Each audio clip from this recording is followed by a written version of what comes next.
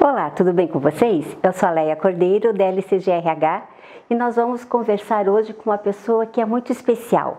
Além de um excelente profissional, ele é um grande amigo. Vamos conversar hoje com Augusto Dotti, que é representante da Itality para os estados do Paraná e Santa Catarina.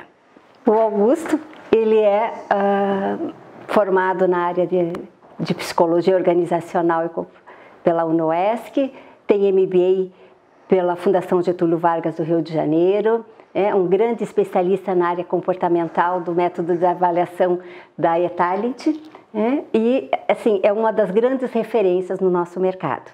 Augusto, é muito bom ter você aqui para a gente conversar um pouquinho, sobre um tema que eu considero de grande relevância. Então, obrigada pela tua disponibilidade, e vamos falar hoje um pouquinho sobre a empresa EUSA.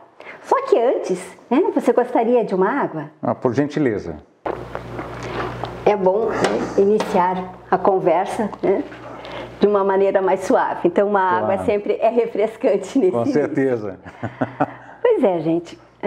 Augusto, quando a gente está falando, mais do que nunca, esse é um tema muito presente. Quando a gente quer falar sobre a pessoa e você traz esse tema, a empresa EUSA. O que na verdade é uma empresa EUSA? Bom, todo mundo fala em desenvolvimento pessoal, mas fala assim, sempre eu tenho que fazer algo porque eu trabalho nessa empresa, ou trabalho naquela, ou até trabalho para mim mesmo. E quanto eu penso no meu próprio desenvolvimento?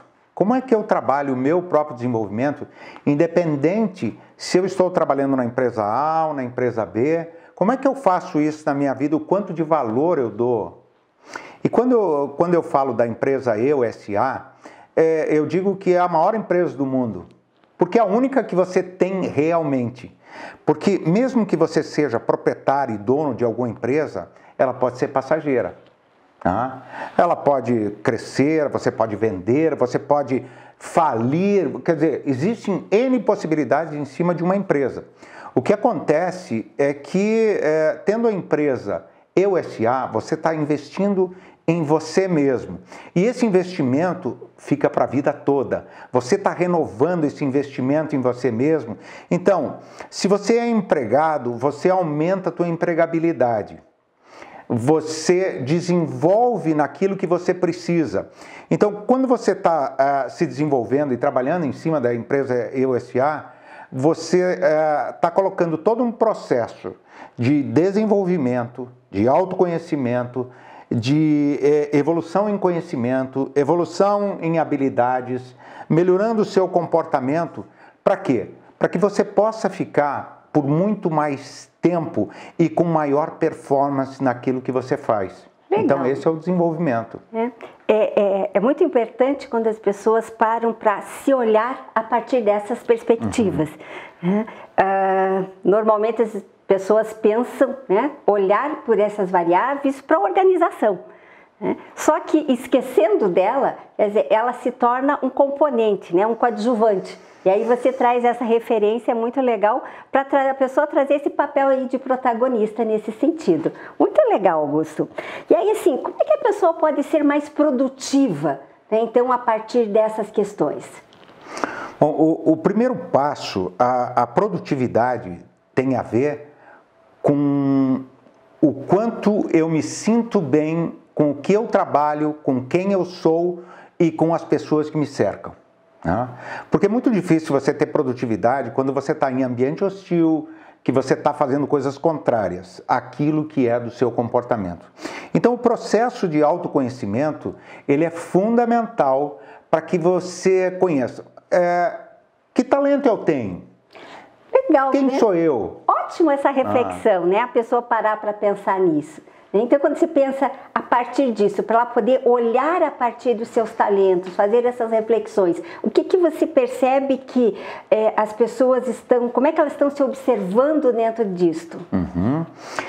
Nós temos uma pesquisa dentro da Italent que mostra que 78% das pessoas não conhecem seus talentos. Nossa! Que número grande esse, né? Exatamente. Então fica sempre aquela dúvida, quem eu sou? No sentido de eu sou aquilo que eu realmente sou ou sou aquilo que dizem que eu sou? Importante essa reflexão. E quando a gente tem isso, né, eu sempre digo assim, poxa, qual que é o meu talento? E eu falo uma frase assim, o que você faria de graça na vida? Legal. Tá? E aquilo que você faria de graça na vida, vamos pensar um jeito de monetizar isso, porque ali está baseado o teu real talento. Porque talento está dentro daquilo que você faz com naturalidade e prazer. Isso. É importante parar para refletir sobre isso, né? O que eu faria de graça? Né? O que me dá essa vontade, né, de querer fazer, de querer estar, né? E que eu posso ainda ganhar a partir disso. Exatamente. Né? Legal. E aí, a partir dessas perspectivas, como é que você vê isso dentro desse cenário?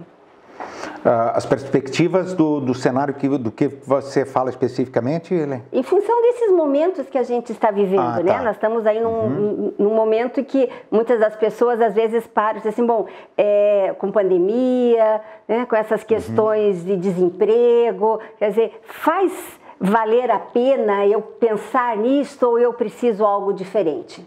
Bom, independente do tempo de pandemia ou não, o ser humano ganha mais ou menos naquilo que faz pela sua raridade. Tá?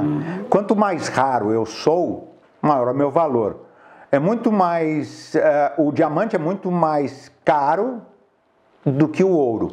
Sem dúvida. Tá? Sendo duas pedras preciosas. Porque o diamante é muito mais difícil, né? Sim. E o diamante, ainda para ter mais valor, ele precisa ser lapidado. Então, essas questões, o talento bruto, às vezes, ele não chega a lugar nenhum. A lapidação de um talento é o grande esforço, é a repetição daquilo que você faz, é a experiência colocada no momento certo, é experimentar, é estar disposto a fazer e a errar e a aprender, e isso faz com que você aumente a tua raridade. Pessoas que são mais raras no mercado, elas vão ter sempre uma porta aberta. Legal, pensar a partir disso, né, de você ser raro, você ser único. Por isso a gente fala muito do protagonismo. Então, assim, quando você tem esse viés, essa vertente, começa a fazer sentido a questão vinculada ao qual propósito. Então, assim, puxa, esses meus talentos estão vinculados a isso, eu preciso lapidar mais, né? O quanto que isso tem aderência. Faz muito sentido mesmo. E aí, quando você pensa a partir dessas questões, dentro desse mercado, né, dentro desse momento, o que pode impedir ou atrapalhar, né, esta descoberta desses talentos? Coisas que nos sabotam, medos e crenças. Tá? Medos e crenças. Muitas das vezes as pessoas verbalizam isto, mas elas não param para refletir efetivamente. Exatamente. Então, muita gente deixa de progredir, ou deixa de acreditar em cima de si mesmo, por fatores como medo, crenças e culpas. Né? Então, e há uma autossabotagem nesse processo. Por que eu não estou progredindo? Porque os outros disseram que eu não tinha jeito para algo, os outros fizeram alguma crítica que eu acreditei e hoje passa a ser uma verdade para mim. Tá? Então, quebrar paradigmas. É sempre a pergunta assim, a partir do momento que eu começo a me conhecer, a pergunta é, por que eu não posso fazer? Né? O que me sabota? O que está me travando? Qual a origem do meu medo? Isso faz parte de autoconhecimento. Legal. E você entende que as pessoas, quando elas procuram esse autodesenvolvimento, e aí elas têm esta parada, fazem essa reflexão, né? Elas, a partir disso, elas saem para ação ou ficam muito no que a gente diz, né? Tem a iniciativa, mas falta a acabativa? Exatamente. Isso é de pessoa para pessoa. Né? De acordo com o seu modo de enxergar o mundo, eu gosto sempre de dizer que o mundo não é o que ele é como nós percebemos que ele é. Tá? Legal. Então, a partir do momento que você enxerga um mundo cheio de problema e não de oportunidades, você começa a se travar. E aí você tem uma dificuldade enorme, porque se conhecer não é um processo fácil. Não, né, Augusto? E é doloroso, vezes, né? E por vezes doloroso, né? Por vezes doloroso, é um processo doloroso. E a coragem para mudar, tá? Vem daquela situação assim, o quanto de dor eu estou disposto a suportar antes da mudança. É incrível, né, Augusto, quando você traz isso, porque nós deveríamos ter um aprendizado, né, evoluir pelo amor, né? E aí você traz isso e às vezes, né, a grande maioria das vezes, quando nós conversamos e vemos, né, nos processos de coaching, de mentoria, ou nas consultorias nas empresas, essa evolução acaba acontecendo pela dor, né? Acaba sendo uma incoerência, mas é uma coisa, uma constante na vida das pessoas. Por que você entende que acontece dessa maneira? Assim, o ser humano tem uma questão de ser regido pelo princípio do prazer, tá? E muitas vezes o princípio do prazer está na própria acomodação, porque a acomodação não me gera desconforto, não me gera nenhuma dor. Tá? Então, eu tenho a tendência a manter esse estado, até que algo vai me impelir a evoluir. Tá? E muitas vezes, só aprender, muita gente sabe assim, olha, fumar não é legal, porque te dá um monte de doença e tal, e você vê até médico fumando. Faço o que eu digo e não faço o que eu faço, então, né? Conhecimento não significa gerador de mudança. A mudança é um entendimento. Então eu compreendi, eu entendi que realmente isso pode fazer a diferença na minha vida. E essa mudança, na maioria das vezes, você faz quando você não suporta mais a dor que você sente. Quando você chega nesse limite, a dor que você está sentindo é maior do que o medo da mudança. Nossa, a dor é maior que o medo da mudança. Né? E aí acaba levando as pessoas a se mexerem em função disso. Exatamente. E assim, dentro da tua experiência, né, da consultoria que você faz aí já há muitos anos nesta área, como é que você percebe as pessoas hoje? Elas estão parando, refletindo sobre isso e indo atrás efetivamente? Eu diria que tem uma boa parcela que sim, tá?